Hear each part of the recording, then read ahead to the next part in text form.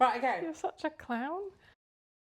Mm. Yeah, how do I How now, you cow. You cow. Welcome to How Now, You Cow. We're talking like this today because we're trying to help Lauren with her pronunciation. What the hell accent I'm not gonna. is That was a queen. Oh, you're really good at accents. I'm not that good. I think you are I compared went to me. to a modelling job once, and because of the way I look, my agent was like, "Oh yeah, it's for a TV commercial. But if you It's for had to Asian." do No, an it was an Indian accent, which I can't do. It ended up sounding South African. Well, anyway, it was at Spotlight. Do it. I can't do it. It was about Vishnu and Come toilet into my paper. shop. Do you know how racist that sounds from someone with blonde hair? Like, oh my gosh. Anyway, I ran away from the casting because I just sounded.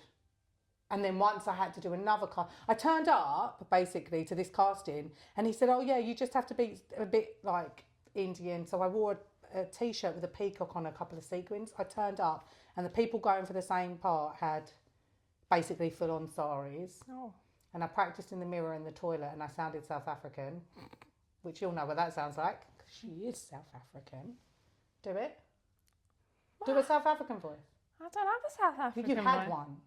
Many years ago. I don't know. I can try and do one. Hold on. South African. They say to get into the South African accent, you say, "I'm going to go park the car." Oh, park the car. Yeah, Park that's nice. the car. Yeah, so anyway, I sounded Welsh and South African, and I didn't sound it. So I literally ran away from the casting, even though I'd signed in. And then another one I had to do some. We're not even started yet. Let's go. Oh no, let's do Right, it. okay, so.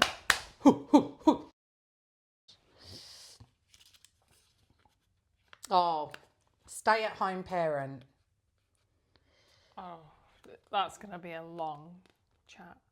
Is it? Why do you think it's going to be a long chat? What's your first instinctual thing that comes in when I read that phrase? No, be honest. The first thing I think of is all the people that slag you off for being a stay-at-home parent. Do you think that's just what you feel that people do, or do you think that people do that? 100% they do. Have they done it to your face? All the time. Like, usually in a joking way, but you know how people joke, but they secretively they mean it. So to give some context But here, I have had it behind my back. Oh yeah, go on then. Just people making comments all the time that's kind of supposed to be your friends, and they're, you know, because you don't work. Obviously, you're. I think it's a jealousy thing. You know, they just look down their nose at you because if you're not working and you're a stay-at-home mom. To give some context, Lauren, you're educated. You've done a degree, haven't you? You have worked. You've had your own business with Michael. You've done different work. You're studying now. Yeah. But chooses to stay at home. And I find this really interesting as well because I quit a really big job basically at the start of the year, and I've probably going to work for myself again because I worked for myself for many years, but I'm really enjoying being available for my kids. And actually one of the reasons why I started my own business was, you know, my son's 17, but years ago when my son was like 1 or whatever, I'm like, I don't want to go into work. This is right for me. I want to set up my own business so I'm available for my kid, so I can pick him up from school, so I can drop him off at school. And I think there is that tendency to feel like you've got to kind of drop into conversation. Oh, but I am educated, or I do, you know, or I have done a business. Do you feel like that? Yeah, it's funny though, because I don't normally actually tell people. Like, I haven't ever, you know, like people put it on Facebook, their career, what they do for a living, where they work and things. I've never done that.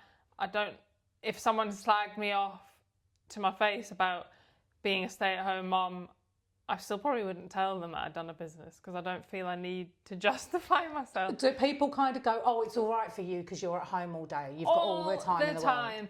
Yeah, I think even I've got like friends of, like my closest friends will make jokes all the time about it, not realising how much it actually annoys me. Do you think it annoys you or it upsets you or offends you? Both, all of it in one. it's like, this is such a topic. I'm going to end up getting really angry. Don't get angry. Just so you know, anger is a secondary emotion. So let's figure out, are you angry or are you something else? Like, do you know what I mean? Like, is it anger or is it like... No, like emotional. I don't know. It just really annoys me. I'm just fed up of it. Because I don't know. I came from through school. I was literally a lot of the time in a lot of the classes. I was like top of the school. So I went from that to then people that don't know me, like, because I've moved about, I'm just commenting and like speaking to you like you're lazy. And I don't think it's anything to do with laziness. I think it is personal choice. Some people choose to stay at home, and if you can... Oh no, I don't think it is being lazy, but that's what I mean. They think, oh, you're not working. And I think it's a jealousy thing. Why do you think it's a jealousy thing? Because who wants to be at work? Come on. Some people like work. No, but just like you like being at home for the kids and being available and you do your sport, you do the cooking, you do house admin, you know, like you do the family stuff. Yeah. You're the glue that keeps your family going, especially when you've moved to different countries. You're available for your family. And when you're in a country away from your family network and your friends, that's a really important role to play. Yeah. And I think in society we put so much kind of, you know, credit and kudos to how, you know, you're a career woman and you're earning this amount of money, and it's like, well, I was earning decent amount last year and I was run ragged from doing all the house stuff and the work. So I can understand the jealousy bit. I don't think it would be as black and white as to say someone's jealous. I think some people don't understand why you'd want to stay at home when you could work. I think sometimes that's what it is. Some people are really career driven. And like, I am happy if someone has a career and like when they've got kids, I would never judge them and stuff.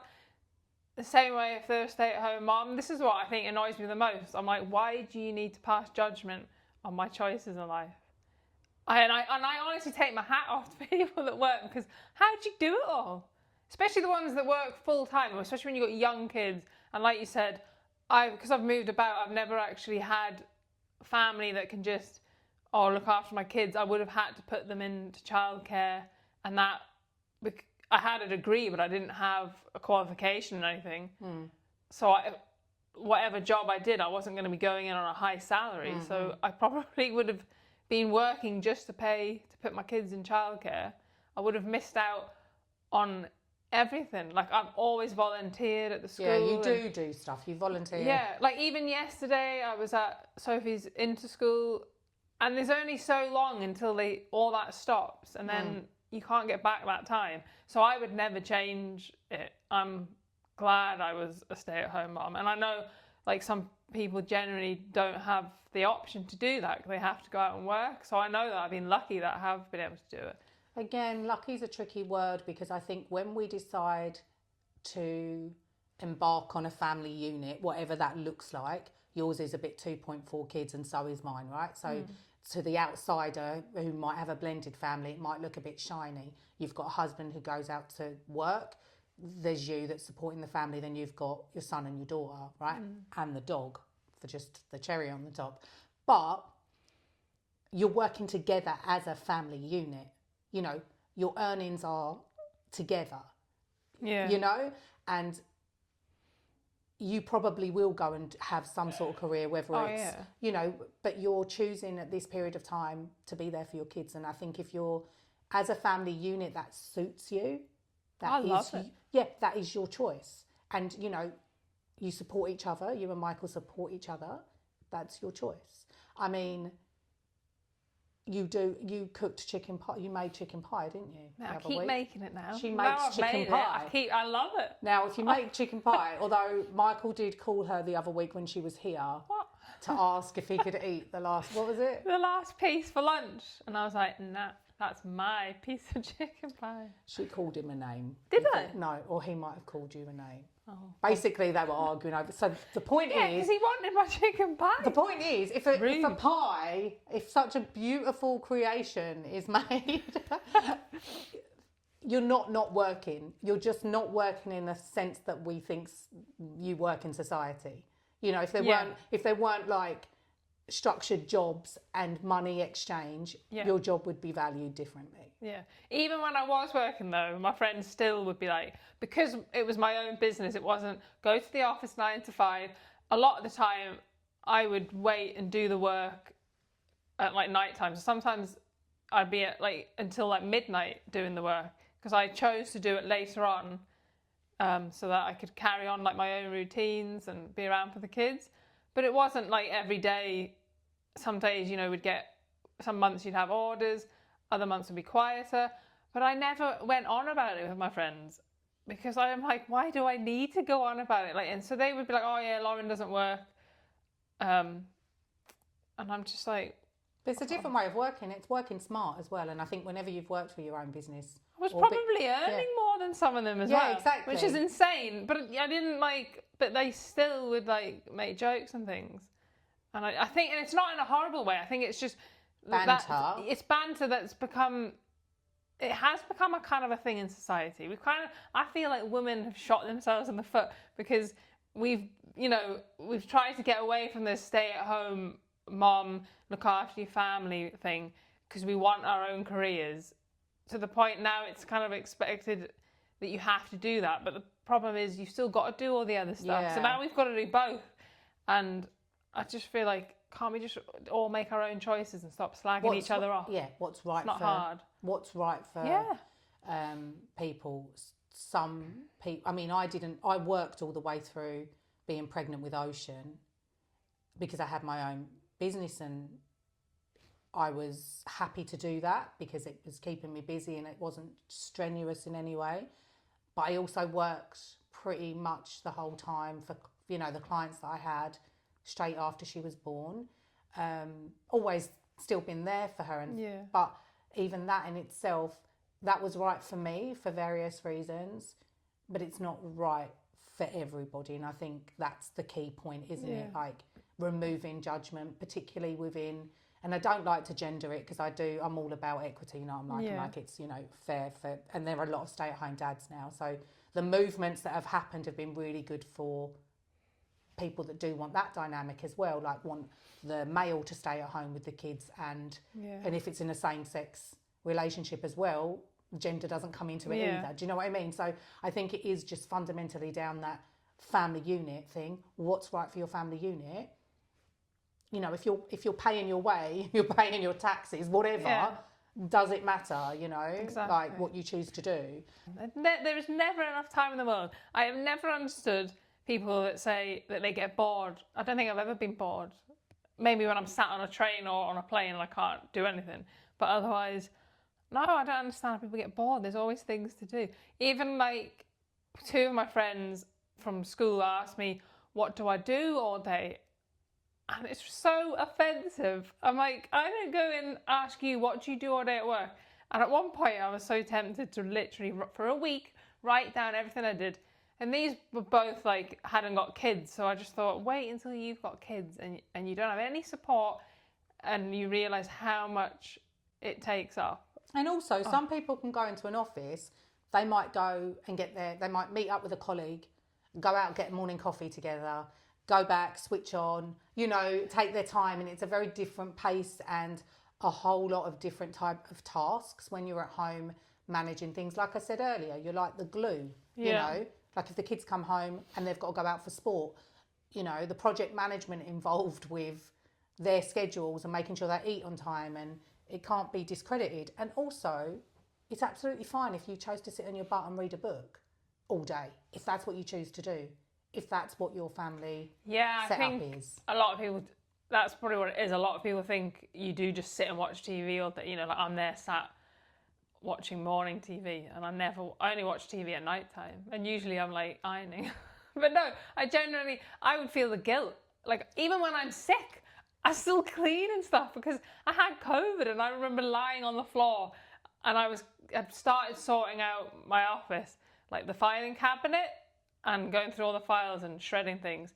And I was like lying on the floor dying, and I still carried on because I just feel the guilt. Yeah, I think guilt is a really good thing that you raise, because I think guilt is such a common, response to being even a working mum, stay-at-home mum, like wanting to just always deliver, and then not stopping and looking after yourself. And I think it's really important that people are guilty when there's a need to feel guilty, like stopping and having a rest and self-caring.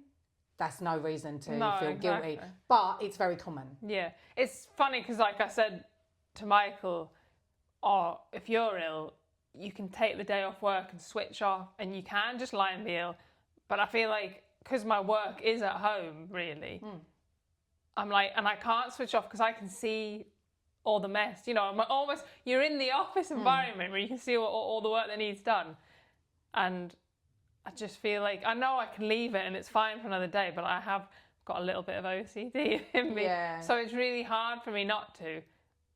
Like, sometimes, this is probably going to sound mad, have you ever done this, where I've actually thought to myself, I wouldn't mind needing to go to hospital and be in hospital for a week? Have I done that? No. But I could just lie there and chill out and watch TV for a week and no one could say anything. But someone close to me, and I'm not going to say who, just in case they didn't ever share this with their husband, but they actually booked a couple of nights in a hotel just to sleep.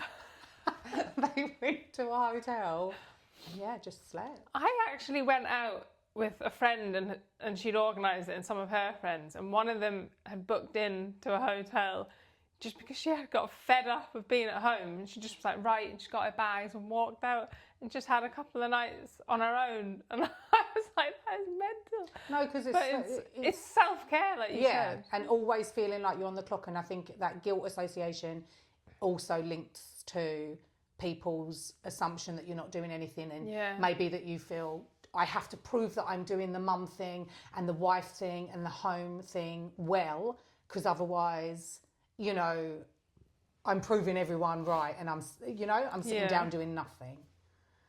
And I think it's important. It's balance, isn't it? Yeah. But you're happy being a stay-at-home mum at the moment, aren't you? Yeah, like I am studying. It is going to change because my youngest is going to be out of primary school. We'd love you to subscribe. We'd love you to share what topics you would like us to discuss, so we can involve you in our conversation.